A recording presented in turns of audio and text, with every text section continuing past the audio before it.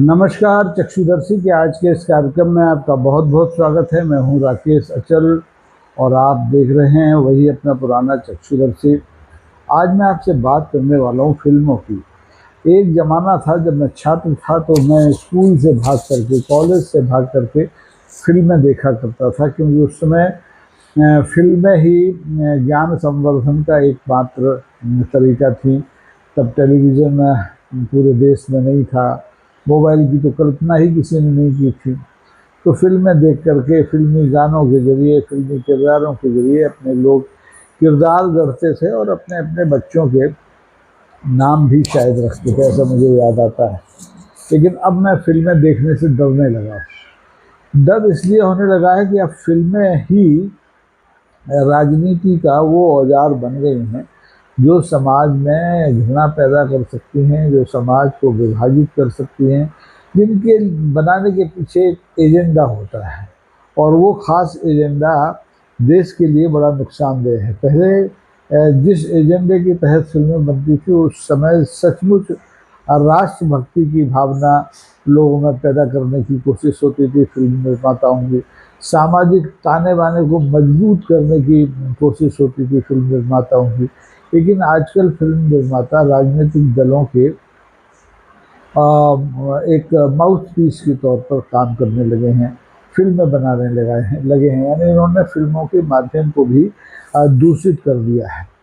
आजकल फिल्मी दुनिया में बात हो रही है, एक फिल्म है उदयपुर फाइल्स की।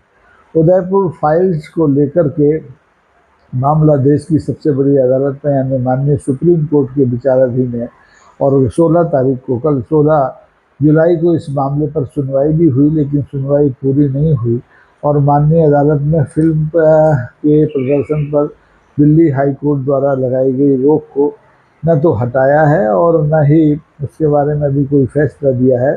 और उन्होंने कहा है कि हम पहले फिल्म देखेंगे और फिल्म के स्क्रीनिंग के लिए जो एक अलग से कमेटी बनी थी उसकी रिपोर्ट आने तक इंतज़ार करेंगे और 21 जुलाई को इस मामले पर दोबारा से बहस होगी, चर्चा होगी। उसके बाद देखा जाएगा कि उदयपुर फाइल्स जनता को देखने के लिए मिले या ना मिले।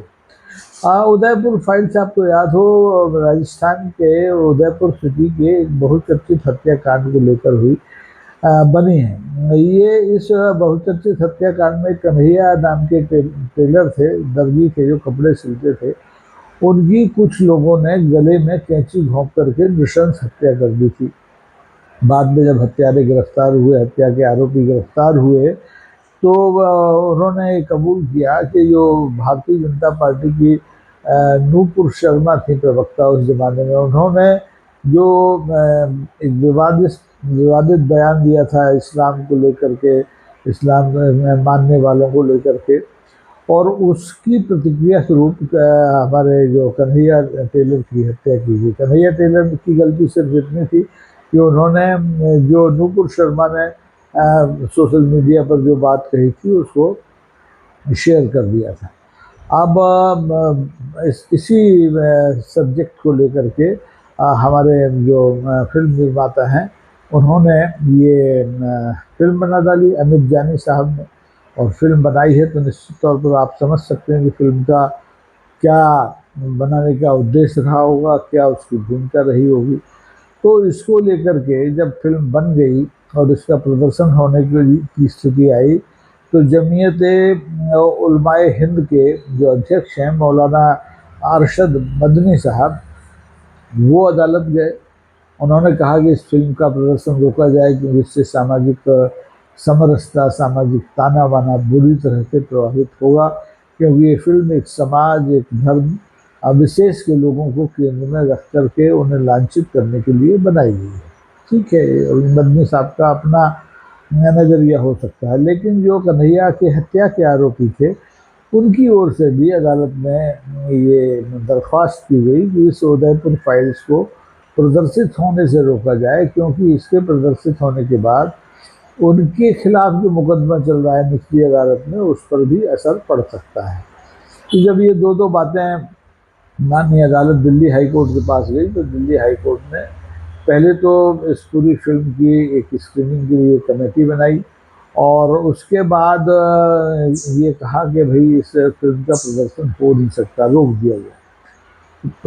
फिल्म में थोड़ा बहुत पैसा तो लगा ही होगा, और इसके बाद उसका प्रदर्शन ना हो तो आप देखिए कि निर्माता को, फाइनेंसरों को बड़ा नुकसान होता है। लेकिन माननीय अदालत ने इस मामले की गंभीरता को समझा और इसकी विशेष स्क्रीनिंग के लिए निर्देश दिए और एक कमेटी बना दी जो कि इस फिल्म के बारे में अपनी एक राय माननीय अदालत को देगी। जो हमारा सेंसर बोर्ड और CBFC होता है, उसको ये कहा गया कि वो इस फिल्म को देखे और इसमें जो आपत्तिजनक हिस्से हैं उनको हटा दे। दूसरी तरफ जो हमारे फिल्म निर्माता हैं और उनके जो समर्थक हैं, विश्व हिंदू परिषद के लोग हैं, और ये सब लोगों ने कहा कि नहीं साहब, ये फिल्म तो जारी होना चाहिए, और इस फिल्म के समर्थन में उन्होंने देश में तमाम नारेबाजी भी लगाए। तो निश्चित तौर पर अब इस फिल्म का भविष्य तो माननीय अदालत ही तय करेगी। दर्शक तो तब तय करते हैं जब दर्शकों तक ये फिल्म पहुंचती। फिल्में, विवादित फिल्में राजनीतिक एजेंडे को पूरा करने के लिए फिल्में बनाने का सिलसिला कोई नया नहीं है। मैं तो देख रहा हूँ कि इस देश में पिछले 50 साल से ऐसी फिल्में बनती आ रही हैं और उनका क्या हश्र हुआ है ये भी मैंने देखा है। मैंने देखा है कि कुछ फिल्में सत्ता द्वारा एक तरह से प्रायोजित फिल्में होती हैं, लेकिन उन्हें दर्शक नहीं मिलते, और कुछ फिल्में ऐसी होती हैं कि जिन्हें दर्शक मिल जाते हैं, सत्ता उनका प्रायोजन करे या न करे। आपको याद होगा, आप में से बहुत से दर्शकों को शायद याद ना भी हो, क्योंकि अब काफ़ी लंबा अर्सा हो गया है। ये जो देश में आपातकाल लगा था 25 जून 1975 को, उसके ऊपर आपातकाल हटने के बाद 1977 में एक बड़े प्रसिद्ध फिल्म निर्माता थे अमृत नाहटा साहब, उन्होंने किस्सा कुर्सी का फिल्म बनाई, और इस फिल्म के जरिए वो तत्कालीन प्रधानमंत्री श्रीमती इंदिरा गांधी और उनके आसपास जो राजनीति करने वाले लोग थे, जिसे आम भाषा में चंडाल चौकड़ी कहते हैं, किचन कैबिनेट कहते हैं, उसको लेकर के बड़ी जोरदार फिल्म बनाई। लेकिन फिल्म कितनी चली कितनी नहीं चली ये उस समय के दर्शकों को पता है। इसके बाद एक फिल्म और आई, बड़ी चर्चित फिल्म थी बैंडिट क्वीन, पूरन देवी की आत्मकथा पर एक तरह से बायोपिक उसको आप कह सकते हैं, शेखर कपूर ने बनाई थी। उसके भी कुछ दृश्यों को लेकर के, कुछ संवादों को लेकर के मामला अदालत तक पहुंचा था। हालांकि इस फिल्म का कोई पॉलिटिकल एजेंडा नहीं था, फिर भी ये माना गया कि ये फिल्म समाजवादी पार्टी की मदद के लिए बनाई गई है, क्योंकि पूरन देवी बाद में समाजवादी पार्टी में शामिल हो गई थी और उनको बाकायदा संसद तक पार्टी ने भेजा था। इसके बाद अभी हाल की बात करें तो आपने 98 में पद्मावत आपको याद होगी, इसके खिलाफ पूरे देश में करणी सेना नाम की एक अदृश्य सेना प्रकट हुई थी, जिसमें पूरे देश में प्रदर्शनों का, धरनों का, चक्का जामों का, आगजनी का सिलसिला शुरू किया था। लेकिन पद्मावत का प्रदर्शन रुका नहीं। पद्मावत में थोड़ी बहुत काटछाट जरूर हुई, क्योंकि निर्माता के ऊपर इस तरह का दबाव था। इसके बाद मुझे याद आता है कि एक फिल्म राजकुमार हिरानी ने बनाई थी, पीके नाम से। इसको फिल्म में जो धर्म के नाम पर गोरख धंधा इस देश में चलता है उसको उजागर करने की कोशिश की गई थी। इसमें नाटे कत के हमारे जो हीरो हैं आमिर खान साहब थे, वो थे, तो इस फिल्म को भी रोकने की कोशिश की गई। अभी एक ताज़ा फिल्म इमरजेंसी बनी, इसमें भाजपा की सांसद करना रनौत साहब अभिनेत्री हैं, और उनकी फिल्म इमरजेंसी भी विवादित रही, और उसका सीधा सीधा एजेंडा था, राजनीतिक एजेंडा था। सत्तारूढ़ भारतीय जनता पार्टी के एजेंडे को आगे बढ़ाने के लिए फिल्म बनाई गई थी, और कांग्रेस परिवार और इंदिरा गांधी के परिवार को लांछित करने के लिए फिल्म बनाई गई थी। फिल्म का क्या हश्र हुआ इस देश के लोगों को मालूम है। ऐसी बहुत सी फिल्में हैं। संतोष एक फिल्म बनी, एक 72 हूरें एक फिल्म बनी। तो लोग अपने अपने हिसाब से फिल्में बनाते हैं। कश्मीर फाइल्स आपको याद होगा, कश्मीर फाइल्स बहुत चर्चित रही, केरला फाइल्स बहुत चर्चित रही। ये सारी फिल्मों के जरिए कुछ निर्माता, कुछ फाइनेंसर अपने राजनीतिक उद्देश्यों की पूर्ति करते हैं और राजनीतिक दल इनमें समर्थन करते हैं। ऐसी फिल्मों को जो सरकार के मुफीद होती हैं, सरकार के एजेंडे को जनता के बीच परोसती हैं, उन्हें मनोरंजन करों से मुक्त कर दिया जाता है। उनकी ब्रांडिंग बड़े बड़े नेता, मुख्यमंत्री, प्रधानमंत्री तक करते हैं। लेकिन इस सब से कोई बहुत फर्क पड़ता नहीं है। फिल्में चलती हैं जनता की पसंद से। अगर जनता के पसंद का कथानक है, जनता के पसंद का गीत संगीत है, जनता के पसंद के अभिनेता हैं, तो फिल्में चलती हैं। बाकी राजनीति के लोग कितने भी मदद कर दें किसी भी फिल्म की, फिल्म चलती नहीं है। एक फिल्म थी आंधी, वो भी कमोबेश तत्कालीन प्रधानमंत्री श्रीमती इंदिरा गांधी के की एक तरह से बायोपिक थी। उसमें तो मेकअप तक लगभग वैसा ही था, लेकिन बावजूद इसके वो फिल्म विवादास्पद होने के बावजूद अपने गीत संगीत की वजह से वो फिल्म चली। उस फिल्म के जो तमाम गीत थे वो आदरणीय गुलजार साहब ने लिखे थे। तेरे बिना जिंदगी से कोई शिकवा शिकवा तो ऐसे कुछ तरह के गाने थे, खूब गाने चले। फिल्म कम चली, गाने ज़्यादा चले। लेकिन किस्सा कुर्सी नहीं चली तो नहीं चली। फूलन देवी के जीवन पर आधारित बेनडिट क्वीन ने तमाम पुरस्कार जीते, क्योंकि पहले वो अंग्रेजी में भी बनी, फिर हिंदी में भी बनी और खूब उसको दर्शक भी मिले। लेकिन जो फिल्में सामाजिक परिप्रेक्ष्य में किसी ज़माने में बनती थी, उन फिल्मों की तरह इन फिल्मों को न तो लोकप्रियता मिली और न ही ये उतना पैसा कमा पाई जितना कि दूसरी फिल्में कमा पाई। पद्मावत को भी देख के आप देखिए कितना विवाद पूरे देश में हुआ। लोगों ने जाकर फिल्म को देखा जब फिल्म प्रदर्शित हुई, लेकिन फिल्म विवादित होने के बाद उतना कारोबार नहीं कर पाई जितना कि दूसरी फिल्में उन्हीं निर्माताओं की दूसरी फिल्मों ने किया। तो अब आजकल तो क्या है, राजनीति में जो केवल फिल्म निर्माता और अभिनेता, इन्हें सभी लोग शामिल होते हैं। स्क्रिप्ट राइटर भी शामिल होते हैं, संवाद लेखक भी शामिल होते हैं। उनके अपने राजनीतिक दल हैं पसंदीदा। बहुत से फिल्मी अदाकारों को सत्तारूढ़ दल समय समय पर राज्यसभा में भेज के उपयुक्त रखते हैं, और जिनमें थोड़ी बहुत ज़्यादा पकड़ होती है, उन्हें लोकसभा का चुनाव लड़ते हैं। ये आज से नहीं है, कांग्रेस के ज़माने से भी चलता रहा है। कांग्रेस के ज़माने में अपने ज़माने के दिग्गज जितने भी अभिनेता हुए, चाहे दिलीप साहब हों, चाहे बैजंती माला जी हों, ये सब राज्यसभा के सदस्य हों, सुनील दत्त साहब हों, ये तो सीधे चुनाव लड़े लोकसभा का। आज भी हेमा मालिनी भारतीय जनता पार्टी की तरफ से लोकसभा के चुनाव लगातार लड़ती जीतती आ रही हैं। कंगना रनौत साहब अपनी फिल्मी दुनिया में कम और राजनीति में आजकल ज़्यादा व्यस्त हैं।